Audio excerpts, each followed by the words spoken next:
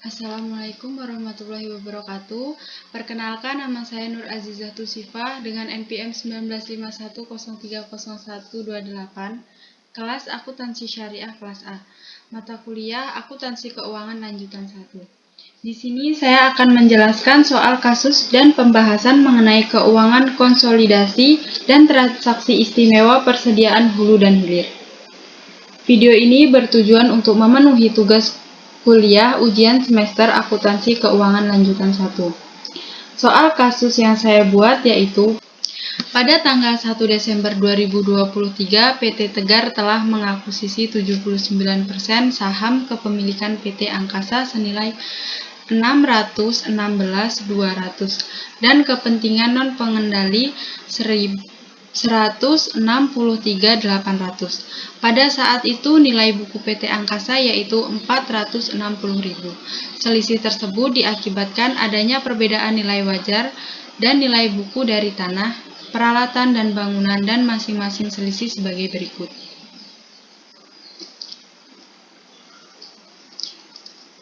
Yang pertama yaitu tanah dengan selisih 110.000, peralatan 80.000 dengan sisa umur ekonomi 4 tahun, bangunan dengan selisih 100.000 dengan sisa umur ekonomi 10 tahun, goodwill 30.000.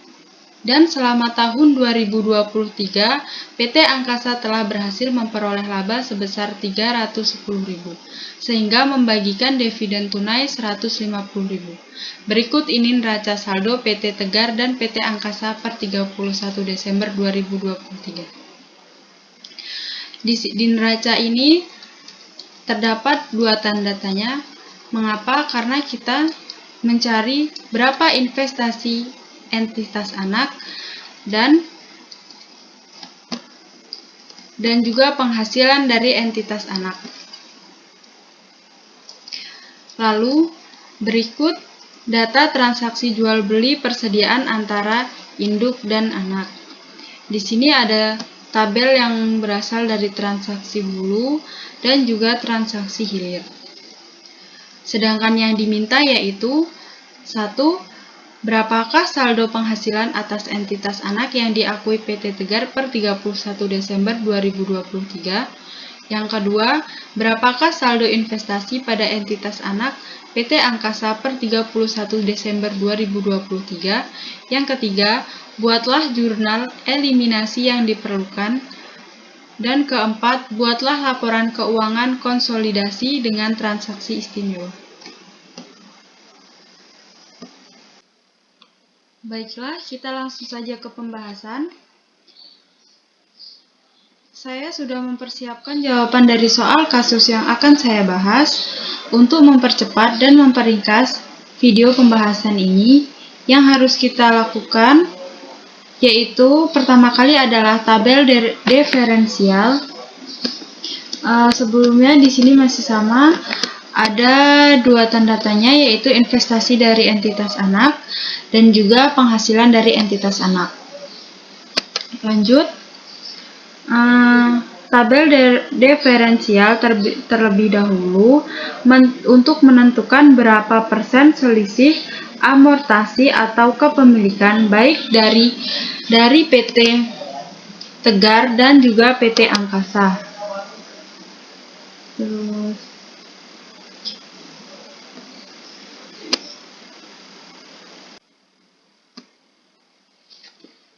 Baiklah, pada tabel diferensial yang sudah saya tulis, maka kita akan cari selisih dari jumlah aktiva.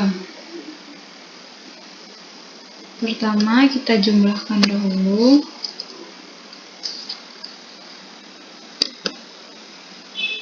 Dari tanah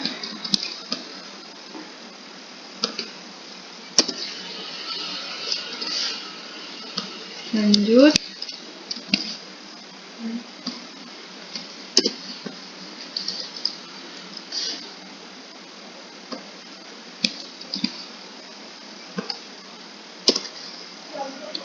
dan masih juga sama ya. Mari kita jumlahkan terlebih dahulu.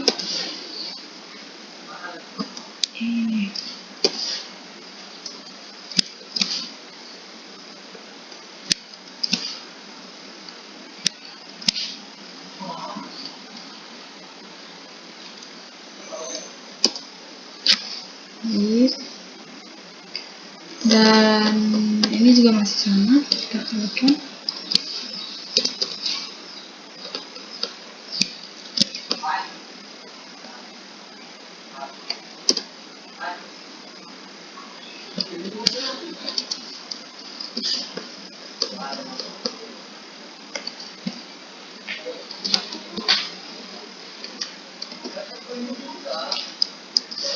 Dikalikan dulu dengan 21%. Ya.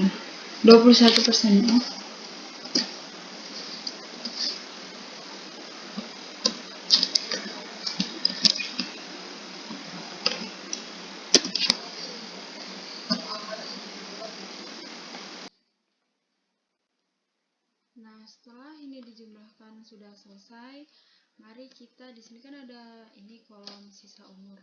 Nah, kita cari nih berapa amortasi selisihnya. Di sini sisa umurnya kosong. Nah, kita cari dulu.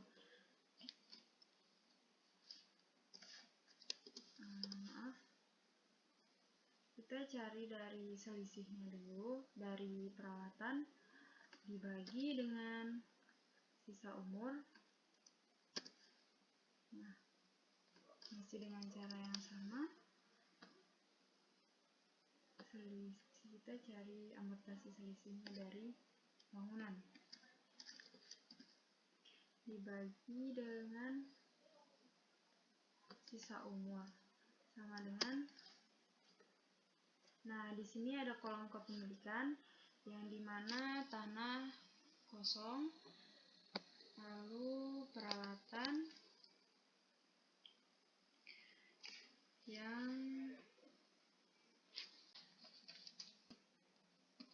selanjutnya di sini kita akan mencari berapa jumlah amortasi selisih dari kepemilikan. Yang pertama yaitu tanah, itu kosong. Yang kedua yaitu kita jumlahkan dulu peralatan, kita jumlahkan dikali dengan 79%. Selanjutnya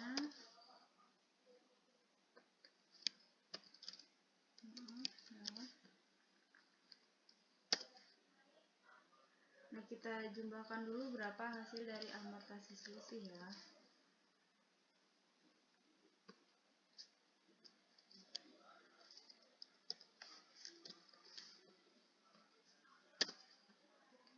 Nah, kita jumlahkan hasil dari kepemilikan.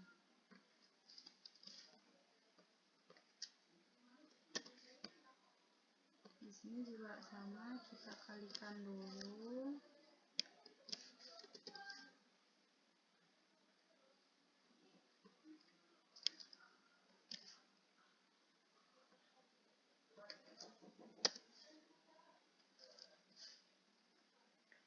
Rp10.000 dikali dengan 21%.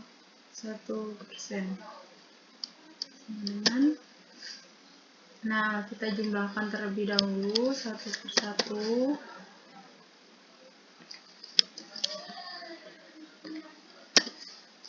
Selanjutnya kita cari jumlah itu dengan cara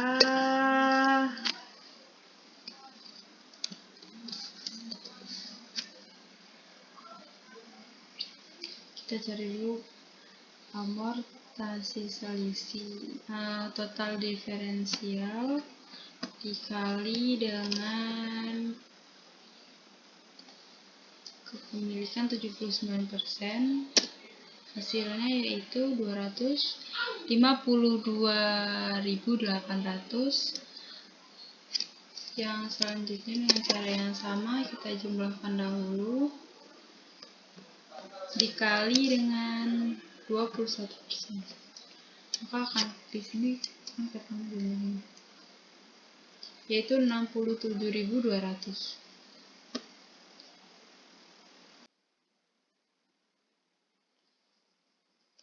Selanjutnya, kita akan masuk dalam perhitungan laba. Di sini saya telah mempersiapkan tabel dan nama akun untuk mempermudah atau mempersingkat isi pada soal kali ini. Yang pertama yaitu kita akan mencari berapa hasil dari PT Raya Tegar, yaitu dengan cara kita jumlahkan terlebih dahulu berapa, yaitu laba yang diakui dikali dengan 79%, maka dihasilkan 244.900. Nah, selanjutnya laba yang diakui dari PT Angkasa yaitu 360 dikali dengan 21%, jadi menghasilkan 65.100.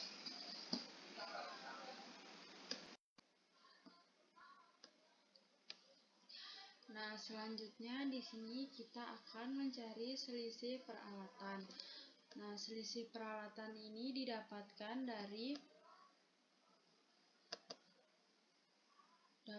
dari amortisasi selisih peralatan, yaitu 15.800 dan 4.200 ini dihasilkan dari amortisasi peralatan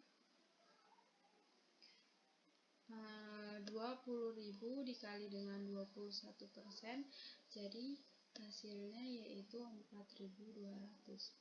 Selanjutnya selisih bangunan, sama dengan selisih peralatan yang dimana dihasilkan dari amortisasi selisih bangunan, yaitu 10.000 dikali dengan 79%, sehingga didapatkan 7.900, dan yang dari PT Angkasa yaitu 10.000 dikali dengan 21%, sehingga hasilnya 2.100. Sedangkan dari kita cari persediaan hulu di sini yaitu 10.000. Nah, sedangkan dari persediaan hilir, kenapa di sini kosong? Karena pada saat PT Raya Tegar mendapatkan laba, PT Angkasa tidak mendapatkan laba. Jadi di sini adalah kosong. Selanjutnya, persediaan hilir didapatkan dari sini 50.000 dikali dengan 79%, jadinya didapatkan 39.500, dan yang dari PT Angkasa 50.000 dikali dengan 21%, sehingga didapatkan 10.500. Dan di sini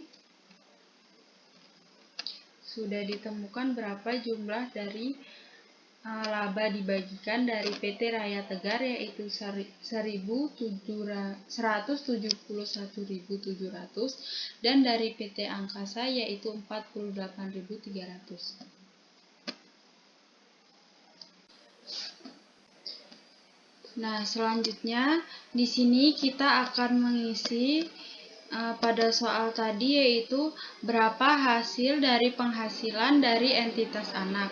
Nah, itu berasal dari sini ya teman-teman, 171.700. Nah, ini kita pindahkan di sini.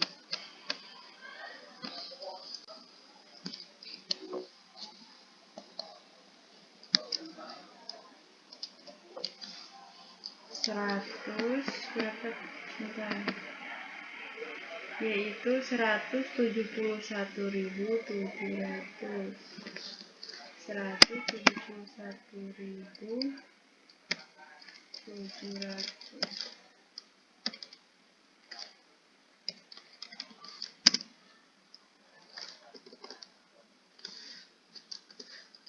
Nah,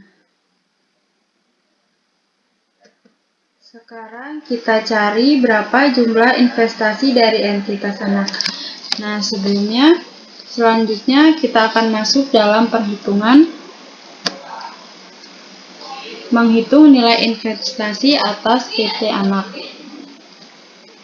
Di sini saya telah mempersiapkan tabel dan nama akun untuk mempermudah atau mempersingkat isi pada soal kali ini. Yang pertama yaitu saldo awal. Saldo awal ini kita dapatkan dari soal ya teman-teman. Dan ini juga. Terus laba dibagikan. Ini hasilnya dari laba dibagikan perhitungan laba 171.700. Di sini juga masih sama. Lalu hasil dividen ini dihasilkan dari sini ya teman-teman, 150.000 dikali dengan 79%, jadi menghasilkan 118.500. Dan yang di kolom bagian non pengendalian ini juga kita carinya dengan cara yang sama. Kita jumlahkan, kita kalikan terlebih dahulu. 150.000 dikali dengan 21% sehingga menghasilkan 31.500. Nah, setelah itu kita jumlahkan semuanya sehingga menghasilkan saldo investasi per 31 Desember 2025 pada induk yaitu 669.400 dan saldo investasi per 31 Desember 2025 pada non pengendalian yaitu 180.600.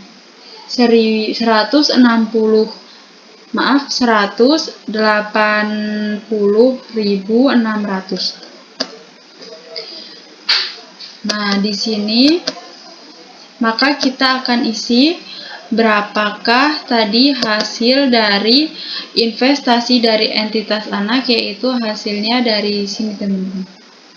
Dari 669.400. Kita isi ya teman-teman.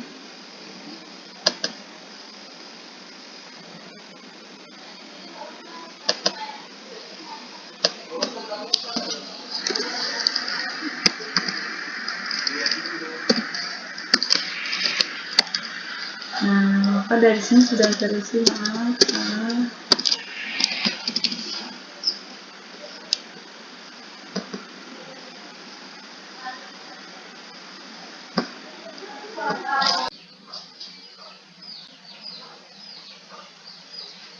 Oke, selanjutnya yaitu pengecekan saldo investasi. Yang pertama, saldo investasi ini ada 669.400 yang di sini dihasilkan dari kolom sebelumnya, yaitu saldo investasi per 31 Desember 2025 yang dimana 150 yang dihasilkan dari total induk, sedangkan yang 180.600 ini dihasilkan dari saldo investasi per 31 Desember 2025 dari non pengendalian yang dimana dikali dengan 21%. Selanjutnya ekuitas ini dihasilkan dari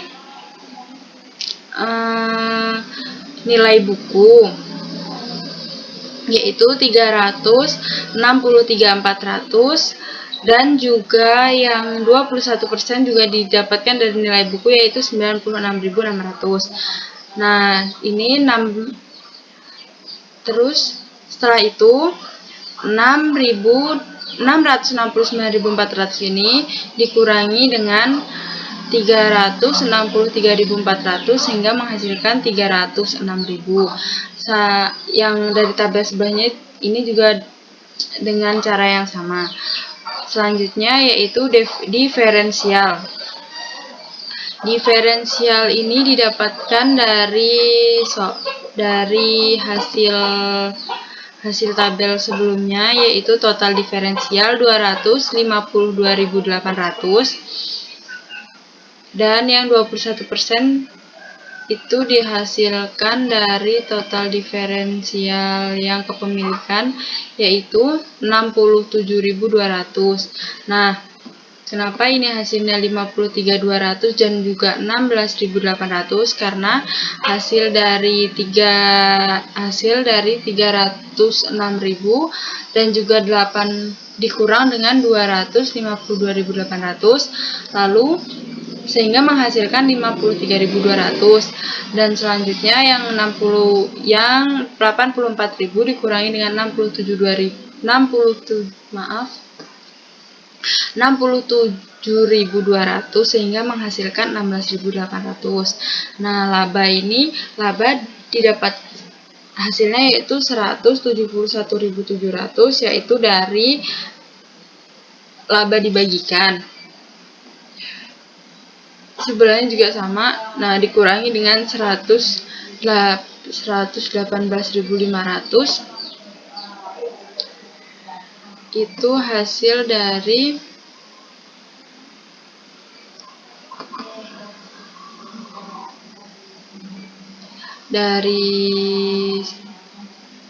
soal dikurangi dengan dividen. Ini penghasilan dari labanya dikurang dengan dividen. Terus ini juga laba dikurangi dengan dividen yang ada di sini. Perhitungan investasi anak atas PT anak. Terus hasil dari dividen yaitu 18.500 dan yang 21% itu 31.500. Oke, selanjutnya jurnal eliminasi, yaitu memindahkan saldo-saldo dari neraca yang sebelumnya. Saham biasa, kenapa 150.000? Karena di neraca itu tuh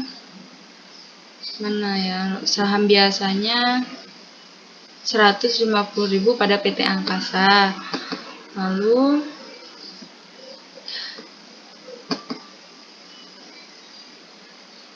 ditulislah di sini.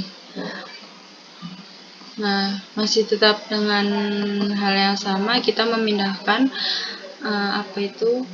akun-akun yang ada pada neraca dipindahkan ke sini. Dan mendapatkan hasil yang alhamdulillah balance, yaitu 1.609.000. Lanjut ke kolom kertas kerja, yang dimana kita memindahkan akun-akun yang sebelumnya, yaitu dari PT Tegar, PT Angkasa, jurnal eliminasi, dan juga saldo konsolidasi. Ini sudah dipindahkan semuanya. Contohnya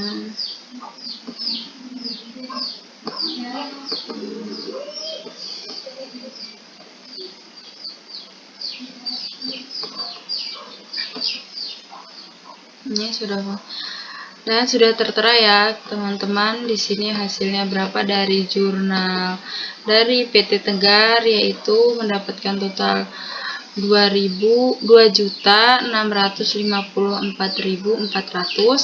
sedangkan dari PT Angkasa mendapatkan total 1.430.000, dan dari jurnal eliminasi mendapatkan total 1.609 dan hasilnya balance. Terus dari saldo konsolidasi yaitu 3.663.300. Oke, selanjutnya yaitu laporan laba rugi konsolidasi.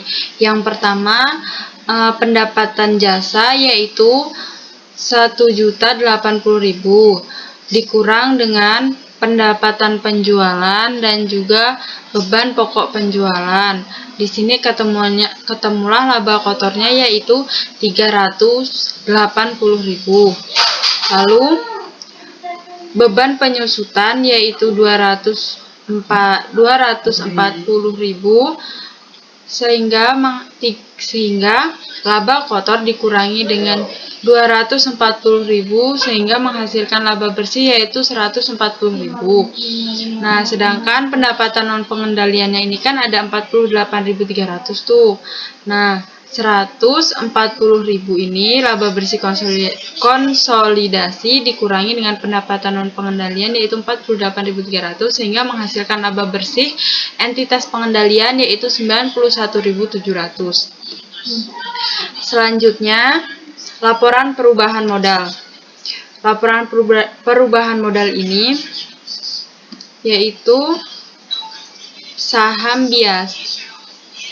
Dihasilkan dari pertama kita masukkan dulu berapa hasil dari saham biasa yaitu 467.700 dan juga agio sahamnya yaitu 280.000. Nah, selanjutnya saldo laba ditambah dengan laba tahun 2030 yaitu 650.000 dijumlah dengan 91.700. Lalu sebentar ditambah dengan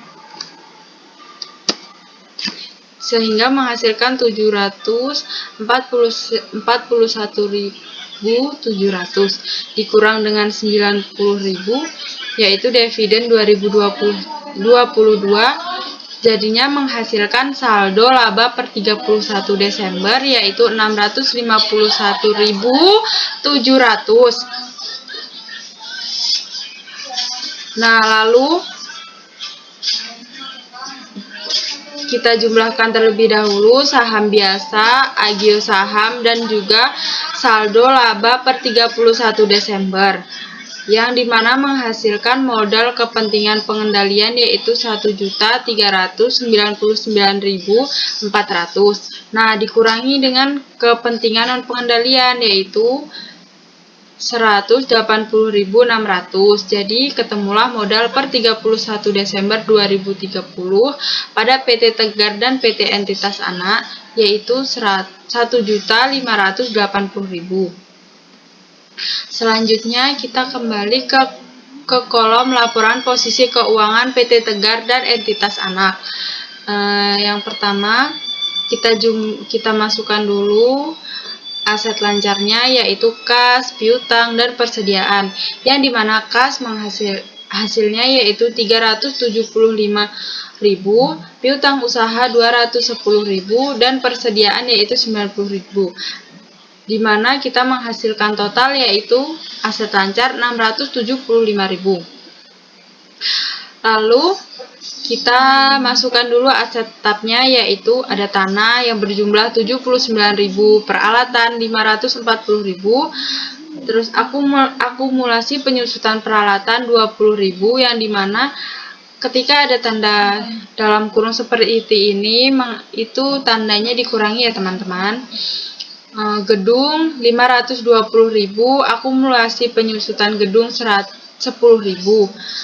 dan goodwill 60.000. Nah, di sini kita jumlahkan semuanya